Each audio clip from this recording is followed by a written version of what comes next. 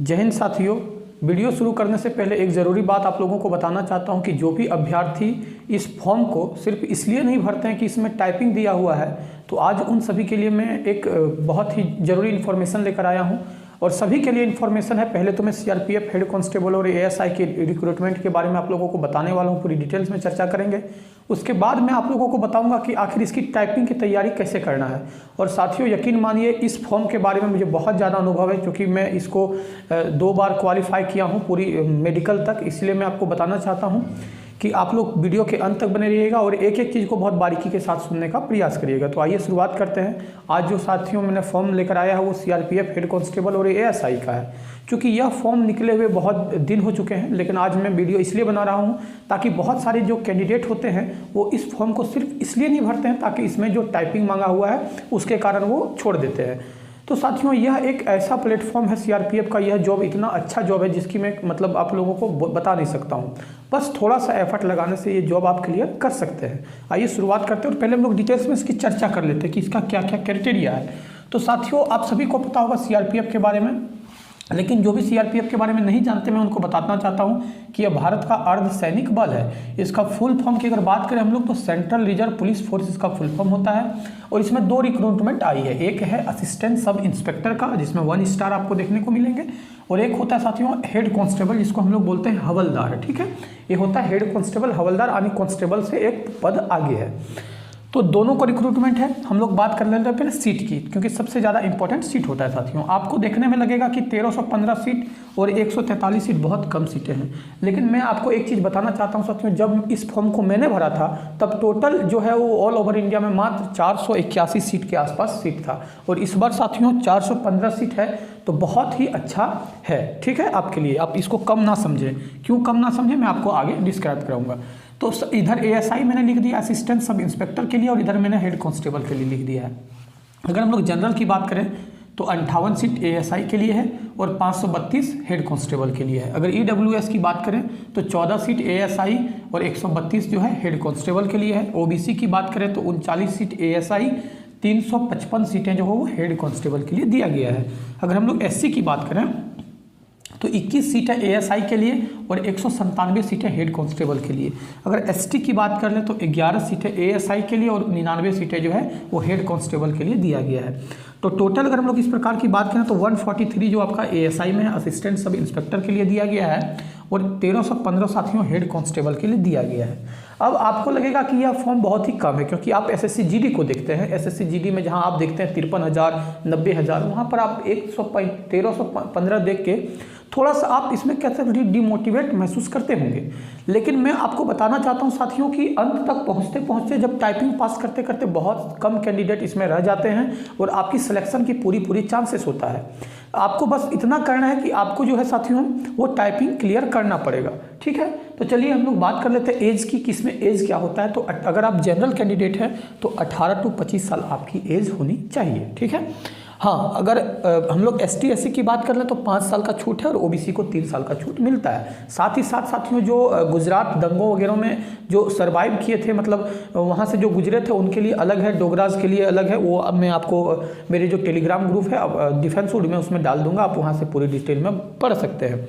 हाँ अगर हम लोग एज की बात करें तो 26/1/1998 टू 25/1/2005 के बीच जिसका जन्म हुआ है वो इस फॉर्म को भरने के लिए एलिजिबल है। वैसे 18 to 25 साल इसमें दिया गया है। अगर साथियों हम लोग इसमें योग्यता की बात करें जो कि बहुत इंपॉर्टेंट है, तो इंटरमीडिएट 10+2, चाहे आप किसी भी डिवीजन से क्यों ना पास किए हो, कोई भी सब्जेक्ट से पास क्यों ना किए हो, इसमें मैटर नहीं करता है। बस आपके लिए एलिजिबल क्राइटेरिया क्या होना चाहिए साथियों, 10+2 होना अनिवार्य है।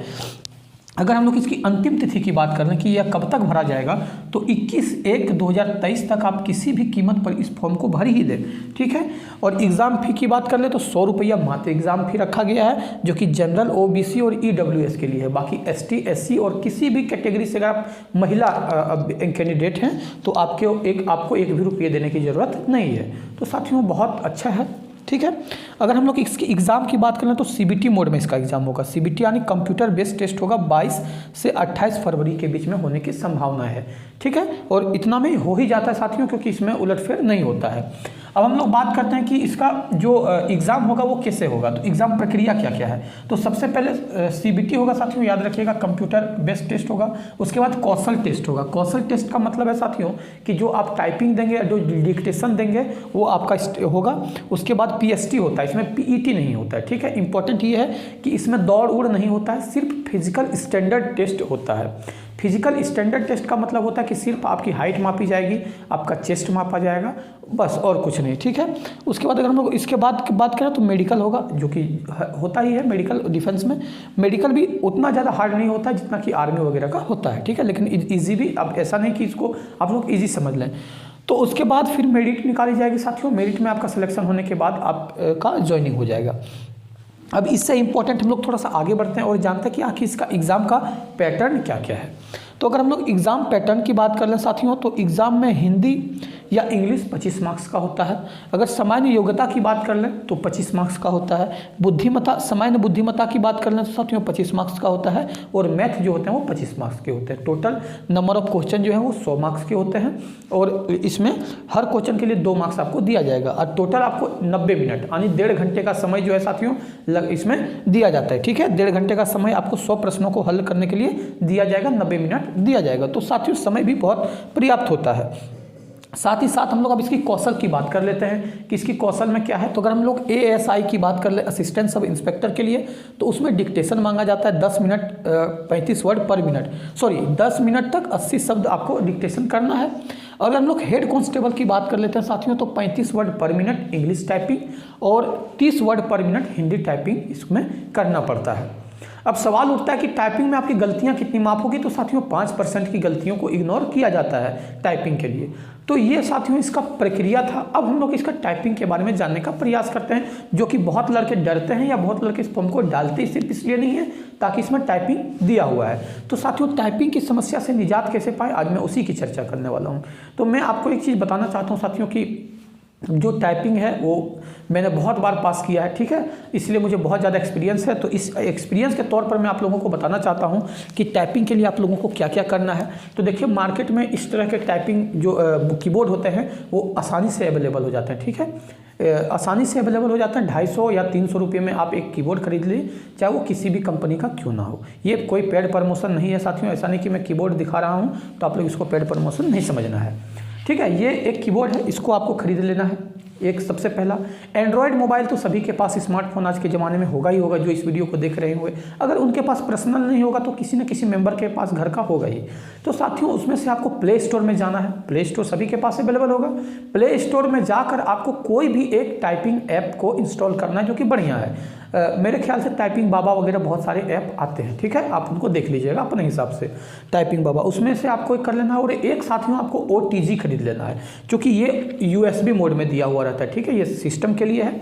अब हमारे जो स्मार्टफोन्स हैं और जो एंड्रॉयड है उसमें तो USB के लिए नहीं दिया रहता है। तो आपको इसमें क्या करना होगा, एक OTG खरीदना होगा। OTG क्या करता है, USB को जो टाइप C या टाइप B के जो चार्जर हम लोग का स्पेस में रहता है उसमें कन्वर्ट कर देता है, ठीक है।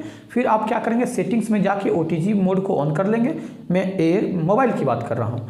सेटिंग में जाना है आपको, OTG मोड ऑन कर लेना है और फिर आप आसानी से बिल्कुल ये इस कीबोर्ड को मोबाइल में यूज़ कर सकते हैं। जिनके पास लैपटॉप्स है उनके लिए तो कोई समस्या है ही नहीं।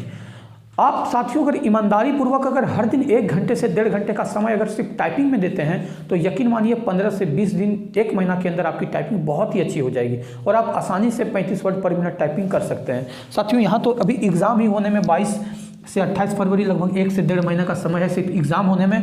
उसके बाद आपका टाइपिंग होते होते अब बहुत अच्छा समय लग जाएगा साथियों। तो उस समय तक आप बहुत ही आसानी से टाइपिंग कर सकते हैं।